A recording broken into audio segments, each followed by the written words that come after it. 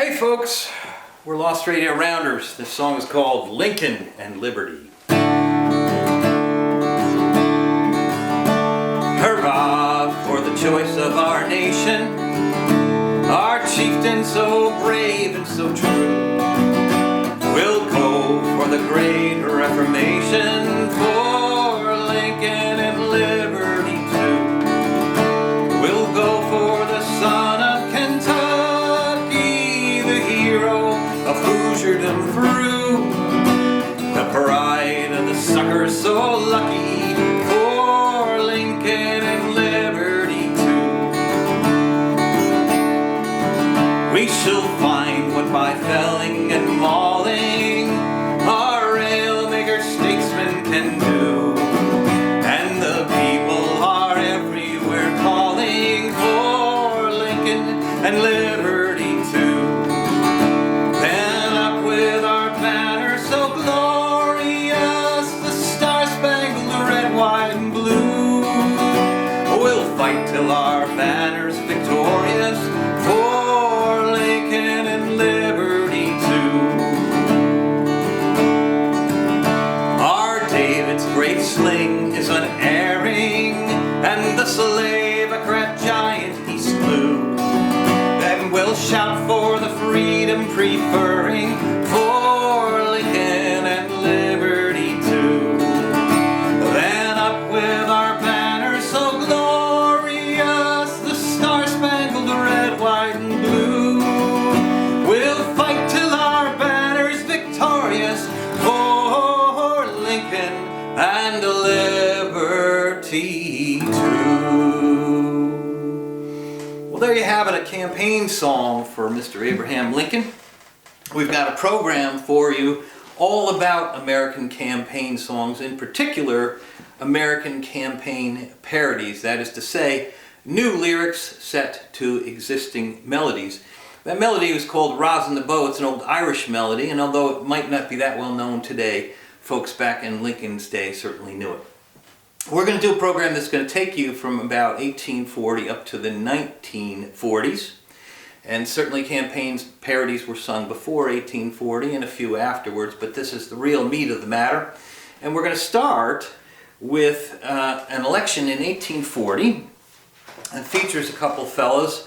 One from New York State, Mr. Martin Van Buren. He is a Democrat. He is the incumbent. And they call him the Little Magician because of his meteoric rise through politics, first in New York State and then on the national scene. And his opponent for the second time, he defeated them first time around, is William Henry Harrison. He's an older fella. He was a war hero in the War of 1812, the Battle of Tippecanoe. So they called Harrison Tippecanoe, and Van Buren the Little Magician. Now, as I said, Van Buren was a Democrat. Harrison was a member of the Whig Party, W-H-I-G. And the Whig Party really got going on this singing thing in the 1840 election. They had songs all over the place about how great Harrison was and how awful Van Buren was. And a writer in Baltimore who was a sympathizer with President Van Buren said that, you know, Henry Harrison's a rather unambitious fellow. If you were to just take that man and give him a jug of hard cider and a little pension and put him in a log cabin, he'd be happy the rest of his days. He doesn't really need to be president of the United States. It's time for him to retire. So, even though the Van Buren people weren't getting the best of him, he took that and turned it around. Harrison took that and turned it around and said, hey, everybody likes hard cider. Everybody would like a little pension, log cabin. Some people are more for log cabins than others, but they turned it around. So Harrison made it the log cabin and hard cider campaign, and it led him to victory. Now, we could play a Whig song for you because there were so darn many of them, but since we're New Yorkers, we're going to play one of Van Buren's good songs to throw up against Harrison. So here we go. By the way, the root melody of this one I think you'll know once we get started. Rock-a-bye baby, daddy's a Whig, and when he comes home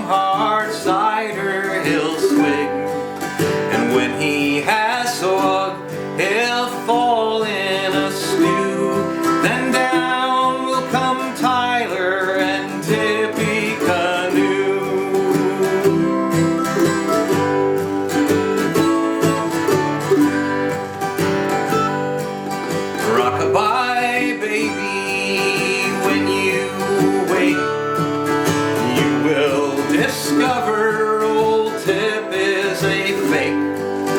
Far from the battle, the war cry and drum, he sits in his cabin drinking bad rum.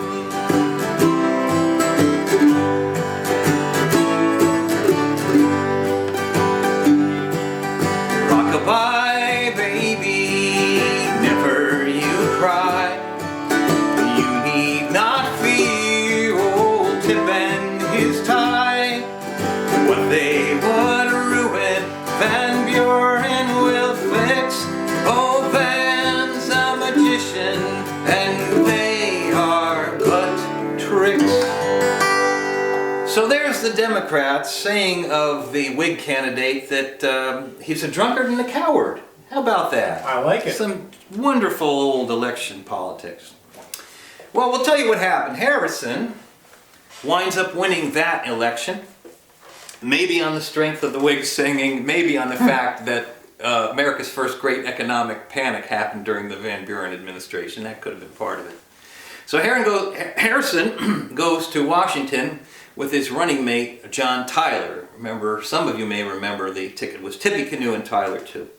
And Harrison has his inaugural address outdoors on a cold and rainy day, doesn't wear a hat, goes on for hours and hours, and winds up catching a cold, and he spends all 4 weeks of his presidency in bed, sick, and dies of pneumonia. So there's the end of the first Whig ever elected to the presidency, and along comes John Tyler.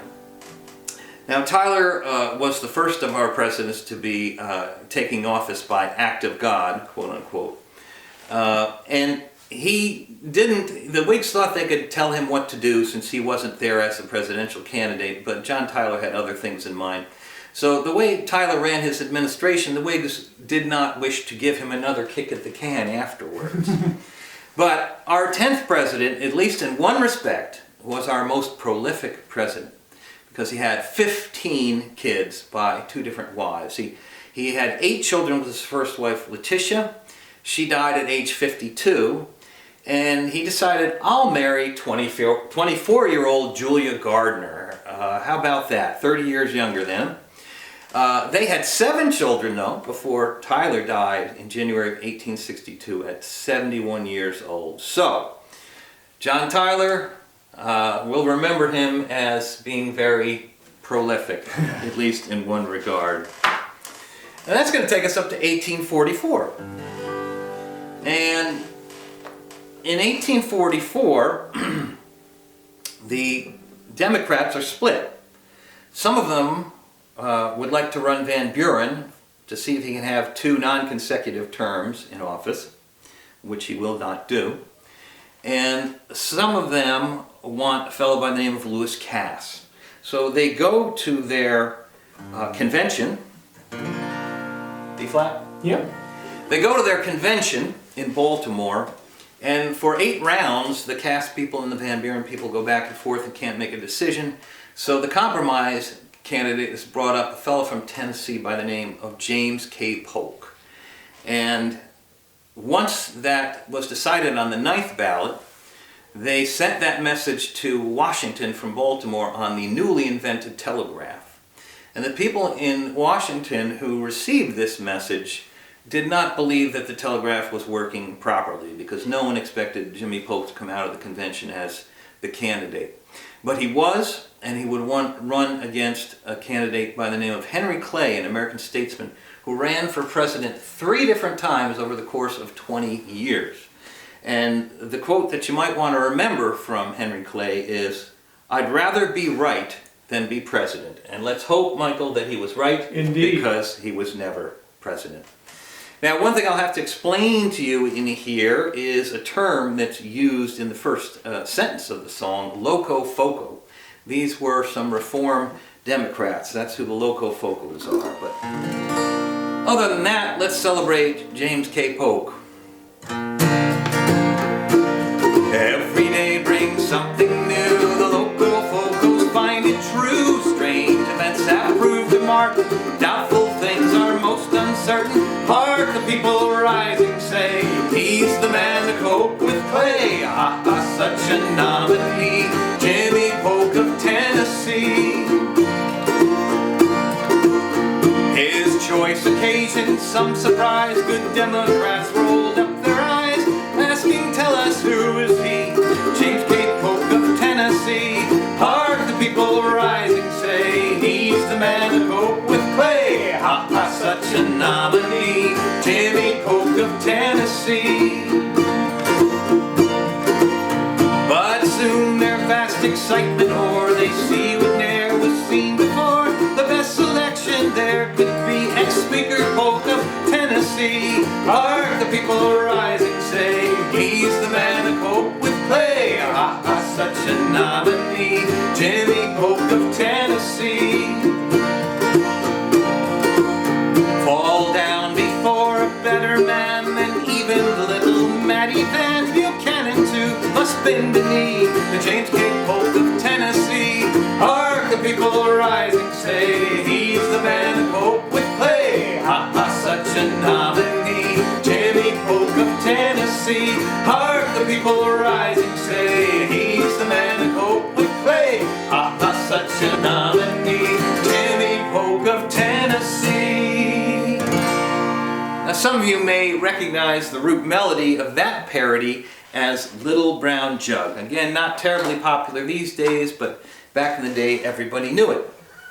And that was the reason why people chose to use parodies to get their message across. The fact is that back before the days of radio and television, even back before the days when a public speaker had a microphone and a PA system, they had to get their message out there. So what they did was they printed little booklets called songsters, and they would not have anything but words in them, but they would always have a suggested melody. So if you get 100 Democrats on the town square facing off against 100 Whigs on the other side of the town square, they would sing at each other.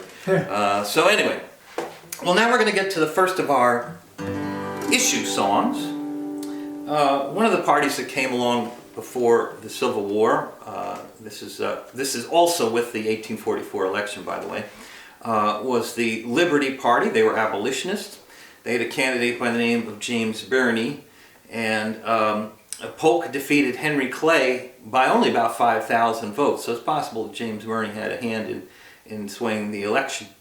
This particular song, Clear the Track Emancipation, was a product of the Hutchinson's family singers from New Hampshire, and they were social issue singers back in the 1840s, 50s, and 60s, just like we had socially active folk singers in the 1950s and 1960s as well, 100 years later.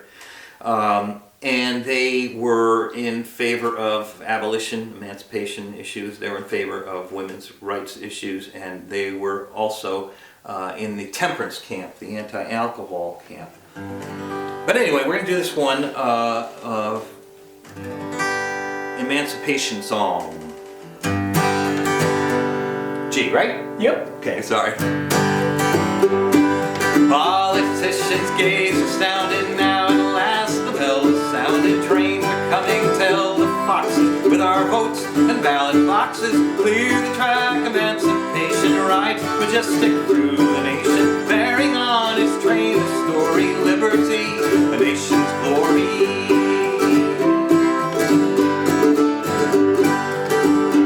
Those railroads to emancipation cannot rest on Clay's foundation, and the road that Polk erects us leads to slavery and to Texas. Pull up the rail, emancipation cannot rest on such foundation. Run for your lives, politicians, from your dangerous position.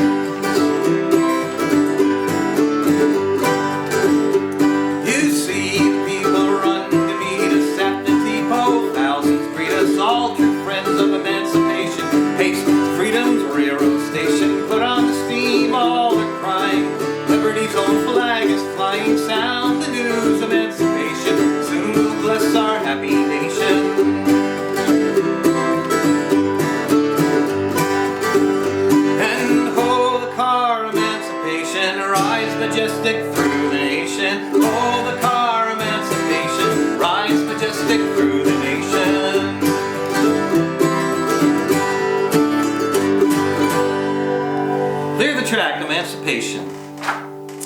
Now, what you noticed in there was a reference to the railroads. There was something very new back in the day, and we're going to have another song that talks about the railroad a lot and that whole promise of westward expansion.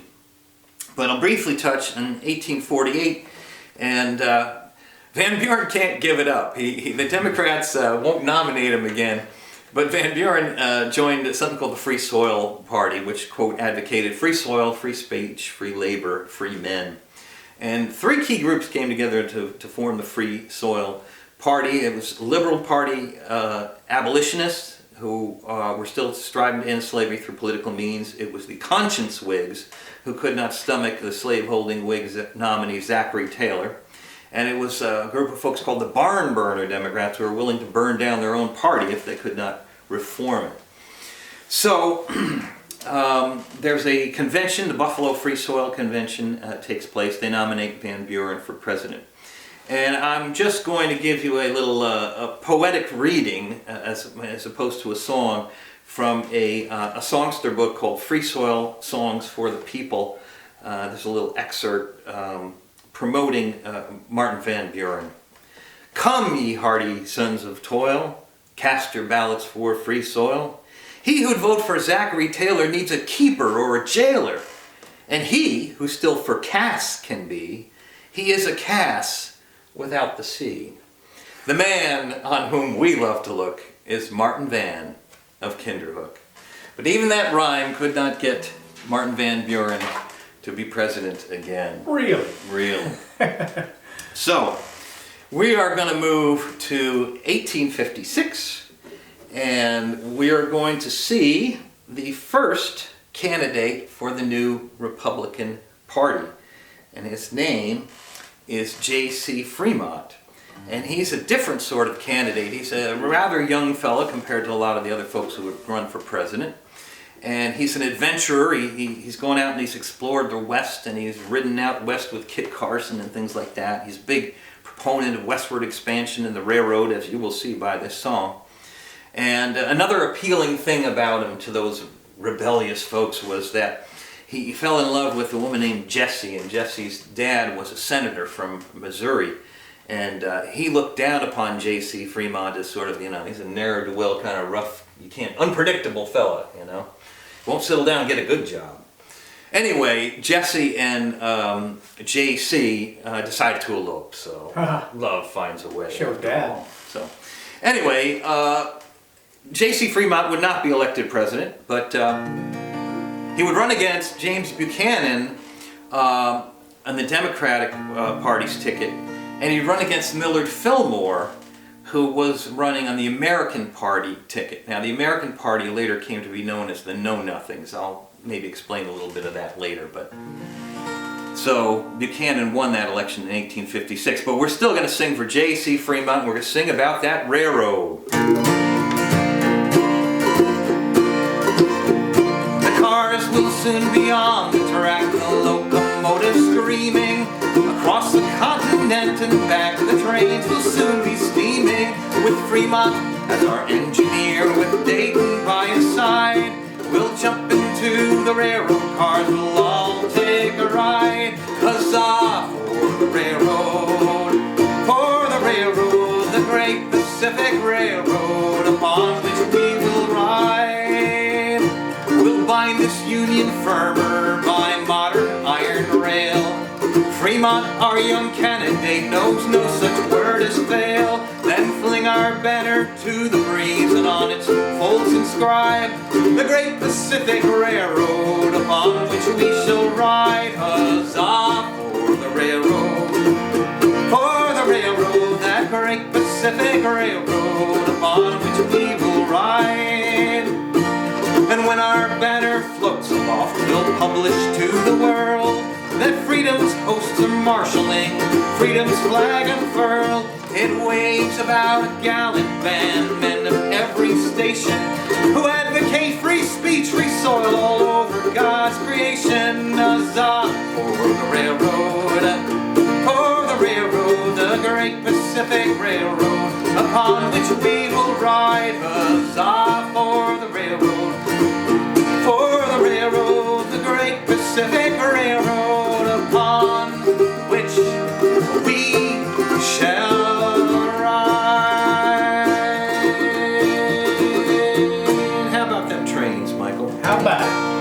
Take them out west. Huzzah. Huzzah. You know, that's a term that isn't used an awful lot these days. No, I it's don't not. hear a lot of huzzahs out there. God bless you. Yes, but anyway, here's a little piece of information for you. I call this section, Let's Get This Party Started. And we're talking about the first serious candidates, presidential candidates for each of their parties. Well, 1792, you may have heard of George Washington. You may have heard of George Washington. I've heard of George Federalist Party. 1796, Thomas Jefferson ran as a Democratic Republican. That's right. At this point in time, there was no Democratic Party and there was no Republican Party. He ran as a Democratic Republican.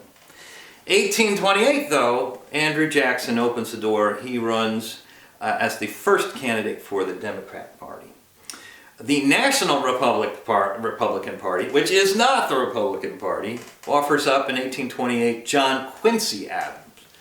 The first candidate for the Whigs we mentioned was William Henry Harrison. William Henry Harrison, God rest his soul. J.C. Fremont, the first candidate for the Republicans in 1856. And the first candidate for the American Party in 1856 was Millard Fillmore. Now, Fillmore came to be president, again, because the person in front of him passed away. But when he ran as the American Party, Fillmore, who was from Western New York, the American Party was suspected of being xenophobic and anti-Catholic.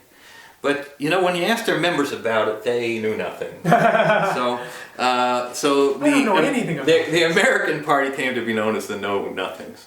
The Constitutional Union Party. Let's hear it for John Bell, because in 1860 he ran against Abraham Lincoln and lost. I voted for him. Yeah, did you? Okay. The Populist Party in 1892, James Weaver, one of the many candidates for that Populist Party, not. He loses to Cleveland. And the Progressive Party candidate was former Republican Theodore Roosevelt in 1912, and he loses to Wilson.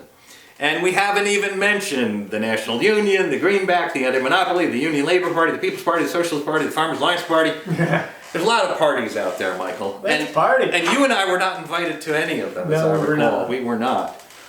Anyway, so we started out with Lincoln and Liberty, which, by the way, was another one of the great songs from the Hutchinson family of New Hampshire. But Lincoln, on his second time around, did something very interesting. He chose a Democrat to run with to try and get a sort of a unified vote, and it did help him win the election. But when he was shot and when he died, Andrew Johnson became president. And Johnson had a lot of trouble with Congress, particularly because Johnson wanted to have, like Lincoln, a little softer reconstruction of the South that was not as punitive as what some of those Republicans in Congress had in mind. So they were butting heads all the time. And Andrew Johnson would not get a chance to be nominated by any party to run for president. So this campaign song we're going to sing is actually maybe a little bit more of a primary campaign song than a presidential campaign song. But we had to put it in here because, you know, again, if you think politics has gotten nastier over the years, this is a song where basically they're suggesting that the President of the United States should be hung. So just to remind people that if something happens in your lifetime, it doesn't mean it's the first time it's ever happened. But this is based, as many election songs were around this period, on Civil War songs, songs that were popular in the Civil War. And this song was called Just Before the Battle, Mother. That's the root melody. But here is Just Before Election, Andy. Oh, by the way, one thing I should mention. This one line in here mentions the swing around the circle. What Johnson tried to do in the off year, the congressional election year, was to go out on a speaking tour and get candidates elected who were favorable to him, and that did not work out. And so he continued his battles with Congress, but that's what the swing around the circle refers to in here. Just before election, Andy, we we are thinking most of you as we get our ballots ready. Just be sure they're not for you. Oh no, dear Andy, you'll not get them, but you'll get what you deserve. Oh, you shall get a leave of absence as you swing around the curve.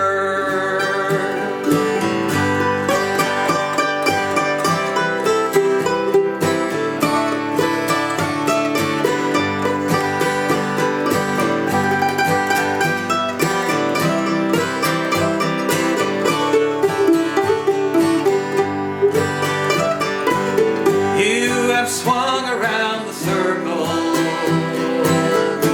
that you ought to swing is true. Oh, you tried to veto Congress, and now I guess we'll veto you. Take it out.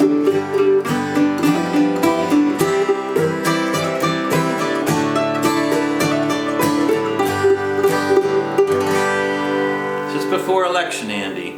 A beautiful, horrible song. Don't you think, Michael? Just awful. I like how that works. Well, here's what we're going to do. We're going to sing a song about Ulysses Grant, and then we're going to call an end to part one of this program we call Politics and Patriots, American Campaign Parodies.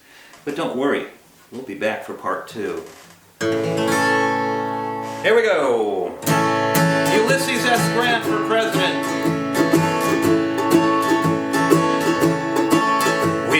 Ready for the fight, and we will struggle for the right.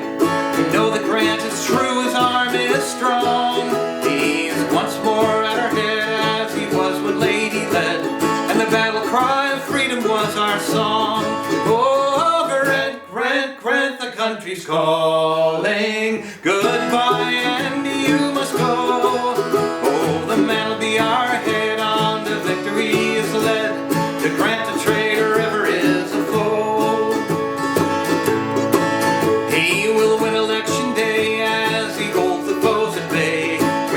Cheer to hear the happy news. He will oust the traitor horde with the ballot as a sword. The Ku Klux Klan will shiver in their shoes.